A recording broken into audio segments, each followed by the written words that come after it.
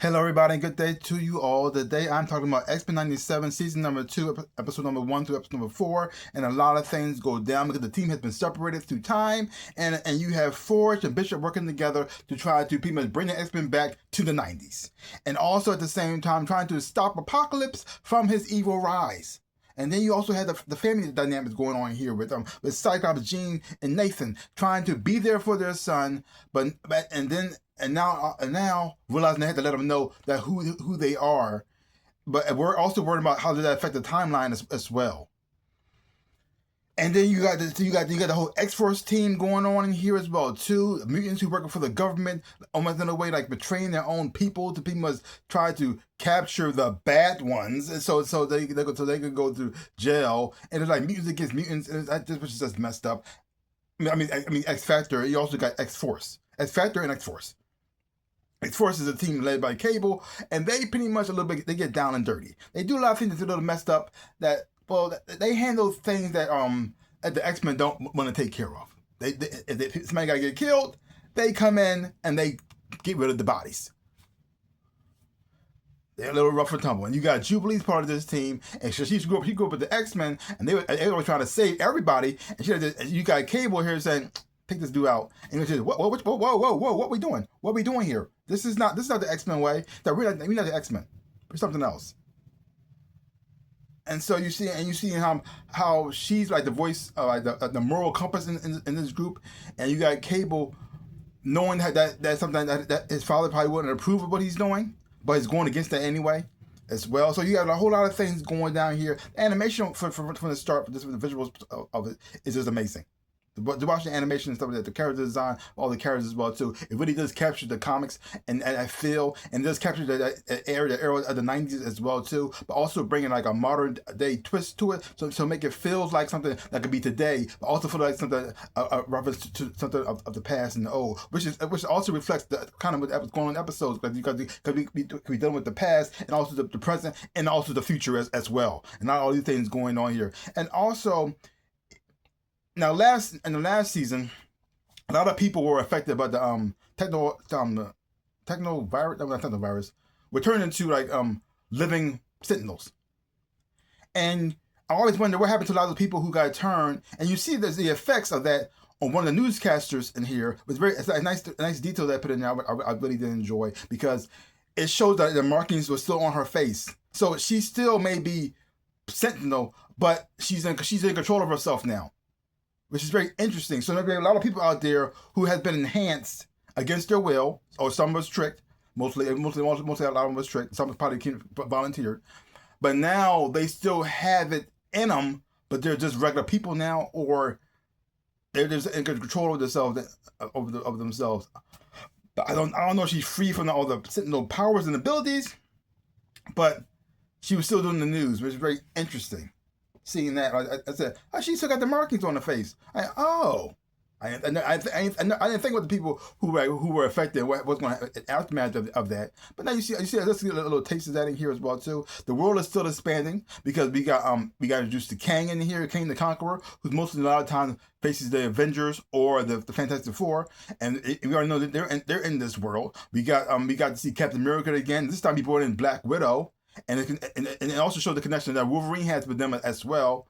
I really do like that because Wolverine has fought alongside both of these people. He also has trained Black Widow when she was younger. So that's very interesting seeing them together. And it looks like he might be trying to get involved with the Weapon X project again. Maybe probably to get his Animanium back. Very interesting how they're doing the whole Wolverine storyline because it's very different in the comic books. But I'm actually interested to see what they they're going to take with Wolverine in here, this journey, because he's not really he hasn't played a big role in this episode so far, but I am enjoying where they're going with him, and even how he looks in the design as well too. And now we don't get a lot of X Factor. We do get a little bit of them in here as well too. Their team is dynamic, and now they didn't talk about this in the series, but Havoc is Cyclops' brother, and now since Cyclops in the future right now. He's coming back home. I wonder how he's going to feel when he sees his brother working alongside the government to pretty much capture mutants. How would that go down? That's not going to be a good family reunion. Not at all. Because so far, we have seen all the Summers brothers. We've seen Scott and now we got Alex brought in the picture, and we also see Vulcan. Now he was in last season. He's in space. I wonder going to have them find out about him. But so far, I'm enjoying this whole journey as well too. And even though, and I also think it's very interesting in a lot of ways, especially the dynamics between certain people, the relationship that certain people have, especially between Charles and Magneto. And they're pretty much like a married couple, and they adopted Apocalypse. And it's very interesting because it's funny and it's also sad at the same time, because you got Magneto and Charles who love each other, and Magneto wanted to adopt Apocalypse, and Charles like this, no, don't. We shouldn't do this because he's a psycho, and we can't bring this child into our lives right now. We're good. We have our children. See our children right there. We got our kids. You don't adopt no more. No. You understand? We can change things and we can fix them and we can make them better.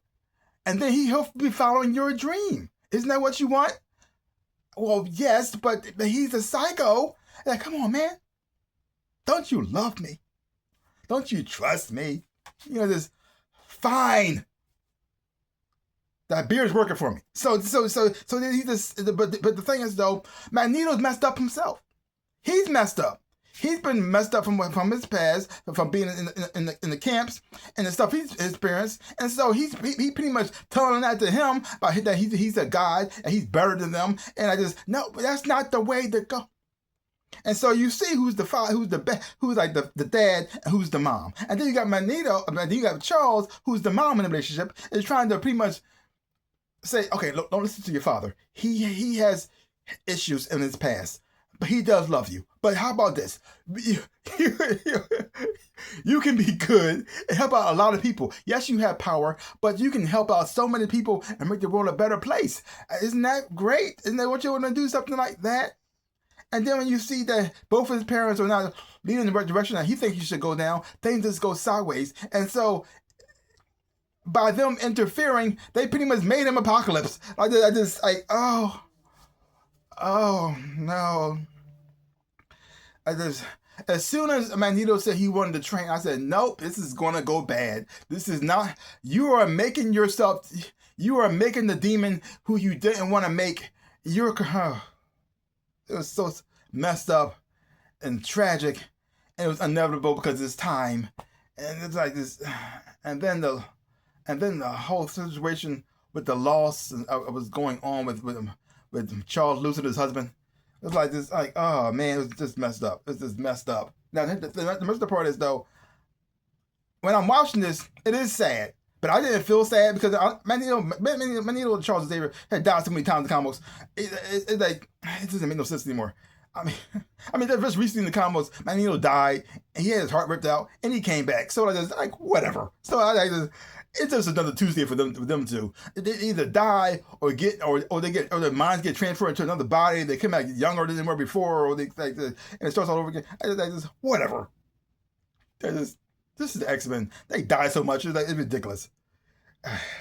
And then don't get me started on the whole Krakoa situation when they pretty much got rid of Death. So, but now it's back to normal, sort of, I guess. This show is weird, but X-Men are weird. But I do love them though. But I'm enjoying this storyline as well, and also I'm liking the direction that they're having Charles going to, because the things he said to Apocalypse after he lost his husband was like really messed up. Something that Charles would never say. And I started thinking to myself, are they introducing an onslaught? Because the thing already happened with Charles blasting Magneto's mind, which also would cause Magneto to become a part of him. And now all the tragedies he's going through, and then when he's seen the loss of his husband, and I'm keep saying it, and the thing, and then that thing he said was something he probably would have kept that internally. He said it out loud. Is that the seeds of starting an onslaught starting to come out? Because I always want to see a version of Onslaught outside of the comic books. how would that look and how would that go down?